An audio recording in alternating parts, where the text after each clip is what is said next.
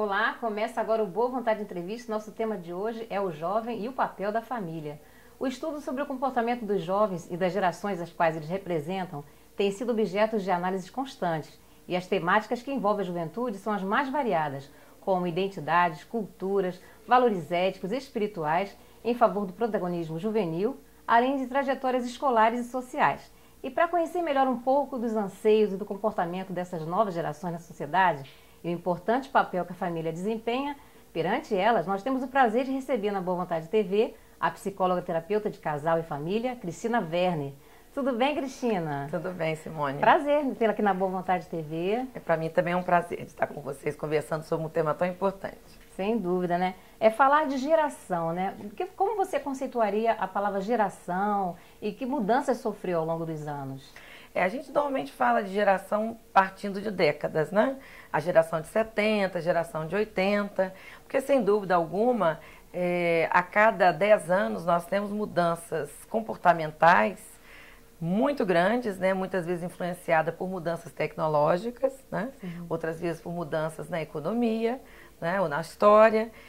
Então, cada grupo de pessoas que nasce a cada geração, a gente pode dizer que tem uma determinada maneira de agir e que acaba gerando também atitudes na própria sociedade, acabando gerando comportamento na sociedade, também em função do que elas viveram, né? O Sartre que diz, né, que a gente é sempre resultante daquilo que as pessoas fizeram com a gente e daquilo que a gente faz com o que recebeu também, né? Então, eu acredito que geração seja assim, por décadas, e nos últimos 50 anos nós tivemos uma mudança significativa na sociedade em geral. Talvez a maior de todos os tempos. E essas mudanças geralmente são implicadas pelos fatores inerentes à sociedade. Por exemplo, a família no século XXI, na contemporaneidade, isso tudo influencia, né? Onde ela vive, com quem ela se relaciona, onde trabalha, não é verdade, Cristina? É verdade. E a mudança na família moderna começou especialmente depois dos anos 50, e na década de 60 nós tivemos dois acontecimentos muito marcantes. O primeiro foi em 1960, com o aparecimento da pílula anticoncepcional nos Estados Unidos. Em 61 ela já chegou ao Brasil. Em seguida, o movimento de Woodstock nos Estados Unidos também trouxe aquele lema famoso, paz e amor, né? Onde as pessoas começaram a valorizar muito mais as relações afetivas do que econômicas, inclusive na constituição do par. Então, isso deu um sopro, né, de afetividade e de mais liberação na família em geral. Nos anos 70, no Brasil, nós tivemos a lei do divórcio, né, com o Nelson Carneiro, que era um carioca, em 77, e com isso, grande parte das famílias que estavam vivendo em situação não tão de convívio harmonioso, optaram pela separação. Então, hoje nós temos uma média, dentro dos cartórios, de cada 100 casais que se casam, 50 vão acabar se separando. E desses 50 que se separam, 60 vão se recasar. O importante é que as pessoas vivam em harmonia, porque esse é o ambiente ideal para se criar filhos. Essa foi uma grande mudança, né? Nós tivemos também, em 78, o aparecimento do primeiro bebê de proveta, que foi a Louise Brown. Com isso também, as mulheres começaram a postergar a maternidade, porque com as técnicas de reprodução assistida, se pode esperar um pouquinho mais para ser mãe. E com a entrada da mulher no mercado de trabalho, ela passou também a receber o próprio dinheiro. Então, o que a gente viu nessas gerações, assim, que as pessoas estão se tornando mães um pouco mais velhas, diferentemente de uma geração, né, com a minha, inclusive, né, que as mulheres eram mães em torno dos 20, 25 anos. Hoje as mulheres estão começando a ser mães em torno dos 30 até 35 anos. Né? Que priorizam mais também uma estabilidade na carreira, né, estabilidade financeira. Sem dúvida. E isso é uma marca deste momento histórico, a realização pessoal. E hoje a gente não diz mais que homens trabalham fora e mulheres... Pessoas trabalham dentro e fora de casa, porque o homem também entrou para ajudar um pouco mais. Sim. Não tanto como devia, mas já entrou um pouco mais.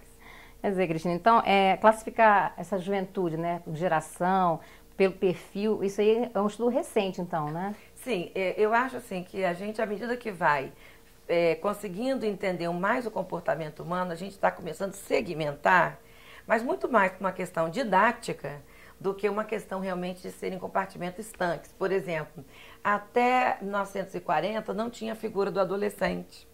O adolescente é uma aquisição do último século, do século XX. A gente falava antes em criança, adulto e velho, idoso. né? E as crianças eram meio que catapultadas para a geração do adulto de uma forma assim muito precoce, né? Crianças de 12 anos já trabalhavam, desde a época da Revolução Industrial, muitas crianças trabalhavam nas fábricas, né? Com as mães, com as mulheres e com os pais, né? No interior, meninos trabalhando em minas de carvão, trabalhando na lavoura. Então não tinha aquela fase da experimentação que é a adolescência, aquela transição entre deixar de ser criança para ser adulto. Com a introdução do conceito adolescência, isso muda o olhar para essa pessoa que está entre os 12 e os 18. E é interessante que a gente primeiro precisa mudar o nosso discurso, né, isso a antropologia nos mostra, para depois mudar a forma como a gente opera na realidade.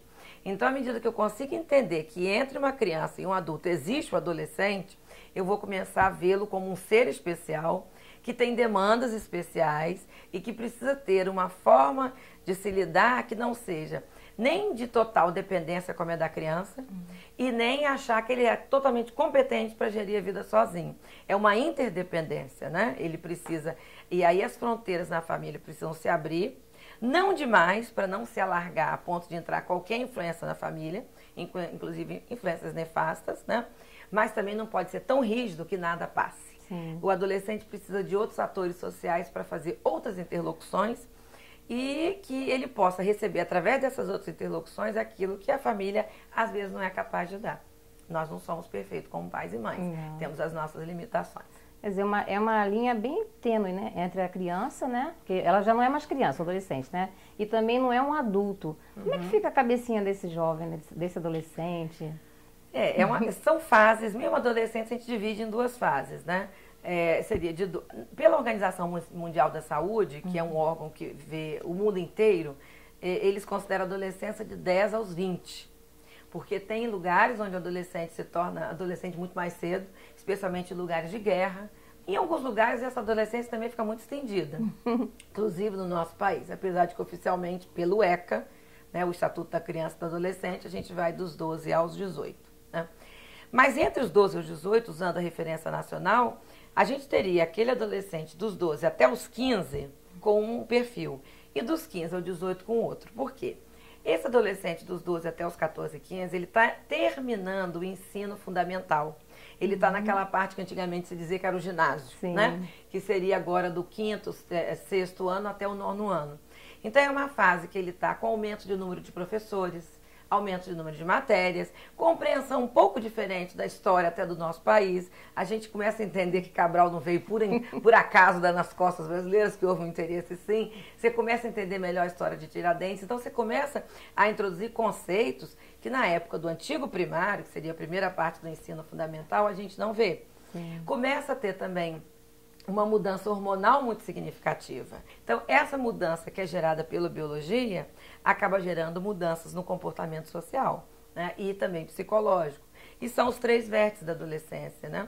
A puberdade, que é apenas a parte biológica da adolescência, a parte que a pessoa brinca às vezes que é a aborrecência, que é aquela parte mais emocional, né? Que às vezes os jovens ficam, os adolescentes ficam muito conflituosos. E o protagonismo social, que é a parte social. Então, esses 3 vértices formam a adolescência e os pais e educadores têm que estar atentos para essas 3 variações, porque todas as 3 mexem com a vida do adolescente. E eu acho que o protagonismo social talvez deveria ser o grande foco, porque os adolescentes estão sendo criados assim sem muita noção de consequência. Sem dúvida. Não? Cristina, a gente vai continuar no próximo bloco falando mais sobre esse assunto, ok? Ok. A importância da família na formação do jovem e de que maneira os pais ou responsáveis podem contribuir para que as futuras gerações tenham as ferramentas necessárias para se preparar, construindo, articulando de forma produtiva as suas vidas profissional e familiar em sociedade. Antes, dedicamos a você, telespectador da Boa Vontade TV, esta importante reflexão do escritor Paiva Neto sobre o tema de hoje. Jovem é aquele que mantém o ideal no bem. Boa Vontade Entrevista vai para um rápido intervalo. Enquanto isso, participe enviando sugestões para o nosso e-mail entrevista@boavontade.com. Até já!